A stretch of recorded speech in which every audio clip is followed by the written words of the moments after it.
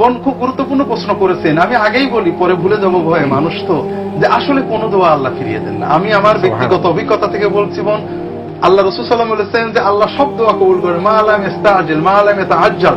মানুষ ব্যস্ত হলে আর দোয়া কবুল করেন না। ব্যস্ততার অর্থ আবার বলেছেন যে আমি অনেক ডাকলাম আল্লাহ কবুল করলেন না, আমার দোয়া বোধহয় কবুল হবে না, ওই দোয়া আল্লাহ কবুল করেন না।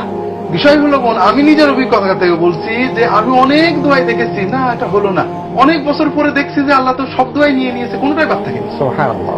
এবার আমি প্রথম কথাটা বলি, রাসূলুল্লাহ সাল্লাল্লাহু আলাইহি ওয়াসাল্লাম বিভিন্ন হাদিসে বলেছেন যে বান্দা যখন দোয়া করে আল্লাহর কাছে, আল্লাহ সেই দোয়া কবুল করেন, তবে তার উত্তর দেন তিন পথের এক পথে। হয় যেটা চেয়েছেন ওটাই দেবেন, অথবা ওর বদলে অন্য কোনো অকল্যাণ অমঙ্গল রোধ করে দেবেন, অথবা এই দোয়ার বিনিময়ে জান্নাতে তার জন্য বড় নিয়ামত রেখেছেন। সুবহানাল্লাহ। বোন, আল্লাহ আমার জন্য কোনটা চেয়েছেন আমরা জানি না। এছাড়া আমরা যখন একটা বিষয় চাই, একটা মানুষ বিবাহ চাচ্ছে একটা ছেলেকে বা মেয়েকে, মনে করছে এটাই ঠিক, আমরা তো গায়েব জানি না, কিন্তু ওই বিবাহ হলো না, অন্য জায়গায় বিবাহ হলো, দেখা গেল সে ভালো আছে। আসলে কোনটা ঠিক কোনটা বেঠিক আমরা অবশ্যই জোর দিয়ে আল্লাহর কাছে চাবো যে আল্লাহ আমাকে এটা দিতেই হবে। তবে আপনি হতাশ হবেন না, এই কথাটা কখনোই মনে করবেন না যে অনেক চেয়েছে আল্লাহ দিল না।